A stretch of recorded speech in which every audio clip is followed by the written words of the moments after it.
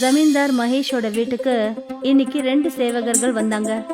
சொல்லுங்க, நீங்க எல்லாரும் எந்த வேலையா இங்க வந்திருக்கீங்க? ராஜ்யத்துல எல்லாரும் சந்தோஷமா தானே இருக்காங்க? ஜமீன்தார் ஐயா, நாங்களும் இந்த கிராமத்துல தான் இருக்கோம். அப்புறம் உங்களுக்கே இந்த விஷயம் நல்லா தெரியும். அதனால உங்ககிட்ட ஒரு வேண்டுகோள் வைக்கிறோம். அதனால நீங்களே சரணடைஞ்சிருங்க. அப்புறம் என் கூட வாங்க. அவர் ஏதாவது குற்றம் செஞ்சிட்டாருங்களா? இது ராஜாவோட உத்தரவு, அவ்வளோதான். இதை தவிர உங்களுக்கு வேற என்ன தெரியணும்? சேவகர்களே, கொஞ்சம் அமைதியா இருங்க. நீங்க யார்கிட்ட பேசுறீங்கன்றது உங்களுக்கு தெரியாது. இந்த மொத்த கிராமமும் ஜமீன்தார் ஐயாவோட தான். ஒரு பிரச்சனையும் இல்லை தான்சிங். நான் உங்க கூட கண்டிப்பா வரேன். எங்க அப்பா ஏதாவது தப்பான வேலை செஞ்சுட்டாரா மாமா? அது பதில் சொல்லுங்க. குழந்தை உங்ககிட்ட கேள்வி கேக்குறான். சரஸ்வதி, இந்த விஷயத்துல தான்சிங்கோட தப்பும் இல்ல, வேற யார் மேலேயும் தப்பில்லை. உண்மையா இருக்கிற மனுஷங்களுக்கு இந்த மாதிரி தான் நடக்கும். இங்க பாருப்பா ருத்ரா, ஒரு விஷயத்தை எப்பவும் ஞாபகம் வச்சுக்கோ. நீ எப்பவுமே உன்னோட கர்மங்களை மட்டும் செய். மற்ற எல்லா விஷயத்தையும் ஈஸ்வரன் கிட்ட ஒப்படைச்சிரு. தளபதி அப்புறம் சேவகர்கள் 2 பேரும் மகேஷ கைது பண்ணி கூட்டிட்டு போனாங்க. சரஸ்வதி ருத்ர கிட்ட சொன்னா, உங்க அப்பாவை நல்லா கவனமா பாரு. அவர் சொன்ன வார்த்தைகளை எப்பவும் கவனம் வச்சுக்கோ. அப்புறம் எப்பவுமே நேர்வழியில தான் போகணும். சரிங்கம்மா, இதை நான் எப்பவுமே மறக்க மாட்டேன். இந்த சம்பவம் நடந்து இன்னையோட 12 வருஷம் ஆயிடுச்சு. இது ராத்திரி நேரம். அப்புறம் இந்த அற்புதமான கோட்டையில இன்னைக்கு ஒரு பெரிய திருட்டு நடக்க போகுது. 3 திருடர்கள் முகத்துல முகமூடியை போட்டுக்கிட்டு அந்த கோட்டைக்குள்ள திருட வந்தாங்க. சரியா பீரோ கிட்ட நின்னுட்டு இருந்தாங்க. திருடனுங்களோட தலைவர் ஒரு சாவியை வச்சு அந்த பீரோவை திறந்தான். கஜானா திறந்துடுச்சு. இப்போ இங்க இருக்கிற எல்லாத்தையும் எடுத்துட்டு இதுல அந்த கடிதத்தை போட்டுருங்க. நீங்க சொன்ன மாதிரியே பண்ற தலைவரே. 3 பேரும் பணத்தை எல்லாத்தையும் எடுத்துக்கிட்டு அங்கிருந்து கிளம்பிட்டாங்க. ருத்ரா, இது நம்மளோட 3வது கொள்ளை. இப்போ நம்ம இந்த பணத்தை வச்சு என்ன பண்ண போறோம்? இந்த பணத்தை நாளைக்கு ராத்திரிக்குள்ள 3 கிராமத்துக்கு பிரிச்சு கொடுக்கணும். அப்பதான் மகாராஜாவுக்கு இந்த விஷயம் சீக்கிரமாவே தெரிய வரும். அதாவது அவரோட பாசமான மந்திரியோட எல்லா செல்வங்களும் காணாம போச்சுன்னு தெரியும். அப்புறம் மொத்த கிராமத்திலையும் இந்த இச்சாதாரி திருடங்களோட பேரு எல்லாருக்கும் தெரிய ஆரம்பிச்சிடும். அப்புறம் எல்லா குழந்தைங்களோட மனசுலையும் எப்பவும் உன் பேர் மட்டும்தான் இருக்கும். இப்போ இது வெறும் ஆரம்பம் மட்டும்தான். அந்த ராஜாவோட முகமுடி உடையறதுக்கு இன்னும் நாட்கள் குறைவா தான் இருக்கு. ருத்ர சின்ன வயசுல அவங்க அப்பா கிட்ட என்ன வாக்கு கொடுத்தானோ, அதாவது தப்பான காரியங்கள் என்னைக்குமே செய்ய மாட்டேன்னு வாக்கு கொடுத்தான். அவன் இன்னைக்கு சரியான பாதையில இருக்கானா? அப்புறம் அவன் இதெல்லாம் எதுக்காக செய்யறான்? இப்போ இந்த கேள்விகளுக்கான பதில் ருத்ர கிட்ட தான் இருக்கு. இந்த சமயத்துல தான் ராஜாவோட தர்பார்ல மந்திரி ரொம்பவே வேதனைப்படுற மாதிரி ஒரு விஷயத்த கொண்டு வந்தாரு. மகாராஜா, மகாராஜா, என்ன விஷயம் மந்திரி? எதுக்காக இப்படி கத்திட்டு இருக்கீங்க? என்னோட எல்லா செல்வங்களும் என்னோட மொத்த கஜானாவும் மொத்தமா காலி ஆயிடுச்சு மகாராஜா. அதுல ஒரு கடிதம் மட்டும்தான் இருக்கு. என்ன? அந்த கடிதத்துல என்ன எழுதியிருக்கு? இப்பவே படிச்சு காட்டுறேன் மகாராஜா. மந்திரி, ஏழைங்களோட பணத்தை வச்சு நீ உனக்காக மாளிகையே கட்டிக்கிட்ட. அப்புறம் உன்னோட மனிதாபிமானத்தை மறந்துட்ட. நீ இந்த மக்களுக்கான மந்திரியா இருந்துகிட்டு அவங்களையே ஏமாத்துறியா? நான் இந்த எல்லா பணத்தையும் மக்களுக்கு மறுபடியும் பகிர்ந்து கொடுக்க போறேன். ராஜாவும் சுயநலவாதியா அப்புறம் மனசில்லாதவரா மாறிட்டாரு. இப்ப அவருக்கு நியாயங்களை செய்யறதுக்கான சக்தியும் இல்ல. எங்களோட ஆசைப்படி திருடும் திருடர்கள் இச்சாதாரி திருடர்கள். இந்த மோசமானவங்க யாரு? அவங்க என்னையே அவமானப்படுத்துறாங்களா? இவங்கள சீக்கிரமா கண்டுபிடிங்க. கண்டுபிடிச்சு என் முன்னாடி கூட்டிட்டு வாங்க. ஹே ராஜா, இது ஒன்றும் முதல் திருட்டு கிடையாது. இந்த மாதிரியே இதுக்கு முன்னாடி 2 திருட்டு நடந்திருக்கு. அப்போ எதுக்காக நீங்க இது வரைக்கும் சொல்லாம இருந்தீங்க? நான் உங்ககிட்ட சொல்லியிருந்தேன் மகாராஜா. அப்போ நீங்க வேற கோவத்துல இருந்தீங்க. அப்போதான் இந்த சின்ன விஷயத்தெல்லாம் எடுத்துக்கிட்டு என்கிட்ட வராதீங்கன்னு நீங்க சொல்லி அனுப்பிட்டீங்க. நேற்று நடந்த விஷயத்த விடுங்க. அந்த திருடன் எனக்கே அறிகுறியை கொடுத்துருக்கான். சீக்கிரமாவே அவனை பிடிங்க, அப்புறம் சிறைச்சாலையில போடுங்க. அப்படியே செய்யற மகாராஜாவே. ருத்ர தன்னோட வீட்டுல தூங்கிட்டு இருந்தான். மல்கான் அப்புறம் சுதாமா அவனை எழுப்புறதுக்காக வந்தாங்க. அட ருத்ரா, சீக்கிரமா எழுந்தேன். பரவாயில்ல விடு சதாமா, அவனை தூங்க விடு. அட எதுக்கு தூங்க விடணும்? கிராமத்து ஜனங்க இவனுக்கு தூங்குற ருத்ரன்னு பேர் வச்சிருக்காங்க. அப்புறம் எல்லாரும் என்ன சொல்றான்னா, ஜமீன்தார் வீட்டுல இப்படி ஒரு சோம்பேறியான பையன் எப்படி பிறந்தான்னு கேக்குறாங்க. ஜமீன்தார் ஐயாவோட சுபாவமே வேறையா இருந்துச்சு. ஆனா கிராமத்து ஜனங்களுக்கு அவரை பத்தி தெரியவே இல்லை. அப்புறம் இன்னைக்கு அப்பா கதவு கிட்ட நின்று அவனுக்கு கதையை சொல்ல போறாரு. ருத்ர இந்த விஷயத்த கேட்ட உடனே அவனுடைய தூக்கம் கலைஞ்சது. இதோ வேலைன்னு விஷயத்த சொன்ன உடனே இவனோட கண்ணு திறந்துட்டான் பாத்தீங்கல்ல. சரி சொல்லுங்க, அங்கிள் என்ன சொன்னாரு?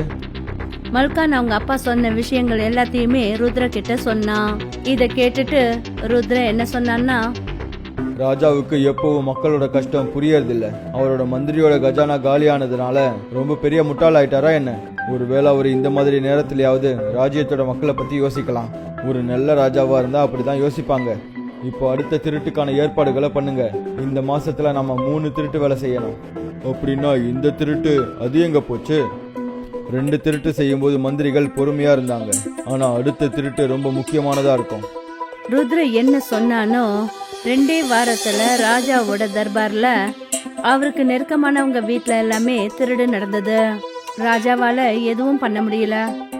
சேனாபதி, இங்க என்ன நடந்துட்டு இருக்கு? நான் உங்ககிட்ட அந்த திருடர்களை ரொம்ப சீக்கிரமா பிடிக்கணும்னு சொன்னேன்ல, ஆனா இது வரைக்கும் அந்த திருடர்கள் ஏன் இங்க வரவே இல்லை? என்ன மன்னிச்சிடுங்க மகாராஜா, ஆனா நான் அவங்கள பத்தி தெரிஞ்சுக்கணும்னா அதுக்கு நம்ம மக்கள் நமக்கு உதவி செய்யணுமே. ஆனா யாரும் அவங்களுக்கு எதிராக பேசவே விரும்பல. அந்த இச்சாதாரி திருடங்க அவங்கள காப்பாத்துறதுக்காக அவங்களுக்கு பாதுகாவலனா இருக்காங்க.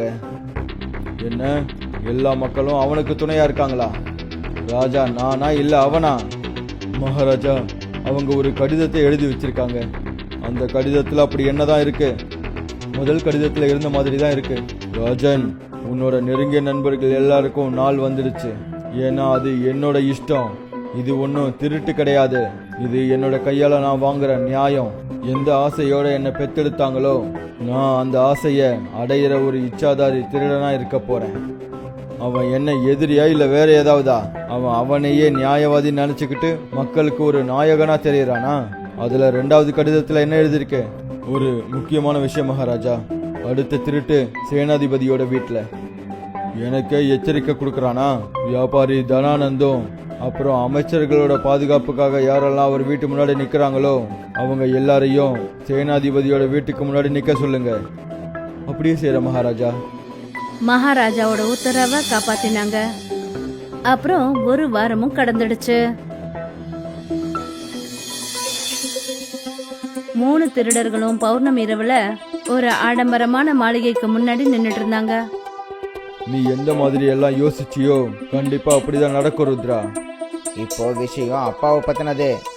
விலகி போகணும்னு நினைக்கிறியா? இல்ல, கண்டிப்பா இல்ல. நமக்கு தேவையானது கண்டிப்பா வேணும். தர்மத்தோட வழியில எனக்கு எந்த ஒரு பயமும் இல்ல. வாங்க. 3 பேரும் மாளிகைக்குள்ள போனாங்க. சுதாமா அவங்க 2 பேரையும் பீரோ கிட்ட போக வச்சான். இதோ இந்த லாக்கர் இங்க இருக்கு. இப்போ நாம இந்த லாக்கரை தான் சுத்தம் பண்ணி ஆகணும். ஆனா அதுக்கப்புறமா எல்லாத்தையும் என்கிட்ட விட்டுருங்க. ருத்ர அந்த பெரிய பீரோவை திறந்தான்.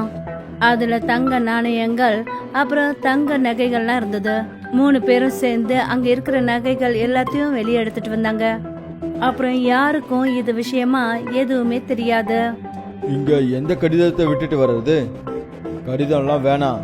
இப்போ இந்த ஆதாரத்தோட இச்சாதாரி திருட அவங்க கிட்ட போக போறான். மறுநாள் காலையில விடிஞ்சதும் ராஜாவோட தர்பார்ல எல்லாரும் கூடி இருந்தாங்க. இங்க என்ன நடக்குது? குற்றம் சொல்றதுக்கு யாரும் அவங்களா வந்தது கிடையாது. கண்டிப்பா உங்களை பார்த்து பயந்துட்டு இருப்பான் மகாராஜா.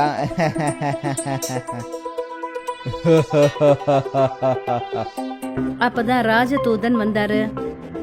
மகாராஜா, ரொம்பவே பெரிய அநியாயம் நடந்துடுச்சு. என்ன ஆச்சு?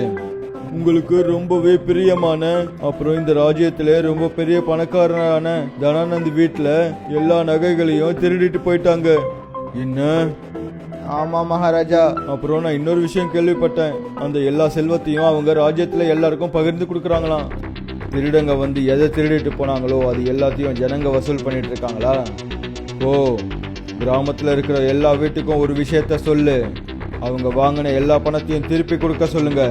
இல்லனா அது நல்லா இருக்காது. அப்பதான் அந்த தர்பாருக்கு ருத்ர வந்தான். ஹே ராஜா, ஏதாவது வாக்கு கொடுக்கறதுக்கு முன்னாடி ஒரு தடவை நீங்க அதை பத்தி யோசிச்சுக்கோங்க. யார் நீ? இந்த இடத்துல என்னோட அனுமதி இல்லாம பேசுறதுக்கு உனக்கு எங்க இருந்து தைரியம் வந்துச்சு? உன்னோட உயிர் வேணும்னா மரியாதையா இரு. யார நீங்க தேடிட்டு இருக்கீங்களோ அப்புறம் நேற்று ராத்திரி உங்களை கோவப்படுத்தினாங்களோ அதுல நானும் ஒருத்தன் இச்சாதாரி திருடன். அப்படியா? அது நீதானா? ஆமா, அது நான் தான். உன்னோட சக்திகள் இப்போ உன்னோட கையில இருந்து எப்பவோ போயிடுச்சு. நீ என்ன சொல்ல வர? எந்த மக்களை சந்திச்சு உன்னோட செல்வத்தை திருப்பி வாங்க நீ யோசிச்சுக்கிட்டு இருக்கியோ அதுக்கான காரணம் அவங்க எல்லாருக்குமே கண்டிப்பா தெரிஞ்சாகணும். நான் ஒரு ராஜா, அப்புறம் இந்த ஜனங்க எல்லாரும் நான் சொல்றத கண்டிப்பா கேட்டாகணும். நான் நினைக்கிற விஷயத்த ஜனங்க எல்லாருமே ஏத்துக்கணும். இதுதான் மக்களோட தர்மம். ஹே ராஜன், தர்மத்தை பத்தி நீ பேசாத. நீ எந்த ராஜ்ய தர்மத்தை காப்பாத்திட்ட? இந்த பூமியும் இந்த ராஜ்யமும் உன்னோட முன்னோர்களுக்கு சொந்தமானது கிடையாது. நீ அந்த மக்களோட வெறும் பிரதிநிதி மட்டும்தான். உன்னோட உயிரை நீ காப்பாத்திக்கிட்டு நீயே செல்வங்களை சேர்த்துக்கோ. இது மகா பாவம். இப்போ நீ ராஜாவா இருக்கிறதுக்கு உனக்கு எந்த தகுதியும் கிடையாது. இவனோட எலும்பை உடைச்சிடுங்க சேனாதிபதி. அங்கிள், என்னோட எலும்பை உடைங்க. சேனாதிபதியா இருந்துகிட்டு நீங்க மக்களை பத்தி யோசிக்கணுமா இல்ல ராஜாவை பத்தி யோசிக்கணுமா? எனக்கு சொல்லுங்க. என்னோட அப்பாவையும் உங்களோட சக்தியை பயன்படுத்தி நீங்க அவரை சிறைச்சாலையில போட்டீங்கல்ல, அவருக்கு தெரியாம நீங்க இந்த மொத்த கிராமத்தையும் துன்புறுத்தணும்னு நினைச்சிருக்கீங்க. சேனாதிபதி, என்ன யோசிச்சுக்கிட்டு இருக்கீங்க? என்ன மன்னிச்சிருங்க மகாராஜா. என்னோட சேனைகளும் இதையே தான் யோசிச்சுட்டு இருக்காங்க. வேஷம் மாத்தி வந்த இச்சாதாரி திருடங்க நல்லவங்கன்னு சொல்றாங்க. இப்போ உங்களோட நிலைமை எப்படி இருக்க போகுதுன்னா, அந்த சேனையும் உங்களுக்காக அதோட உயிரையே தியாகம் பண்ண தயாரா இருக்கு. இன்னைக்கு காலையிலேயே எல்லா கிராமங்கள்ல இருந்தும் நகரங்கள்ல இருந்தும் செய்தி வருது. மக்கள் எல்லாரும் நல்லவங்களா மாறுறாங்களாம். நான் ஒரு ராஜா, என்னோட ஆணையை நிறைவேத்து. மகாராஜாவை நம்ம சிறைச்சாலையில அடைச்சே ஆகணும். இல்ல இங்க நடக்கிறது சரியில்லை. நான் உங்க யாரையும் சும்மா விட மாட்டேன். நான் ஒரு ராஜா.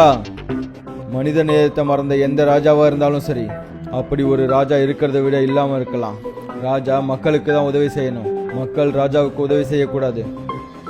இந்த சம்பவம் நடந்து சில மாதங்களுக்கு அப்புறம் ருத்ராவோட அப்பா மகேஷ புது ராஜாவா ஆக்கினாங்க. அதுக்கப்புறம் அந்த ராஜ்யத்துல அமைதியும் சந்தோஷமும் நிலவுச்சு.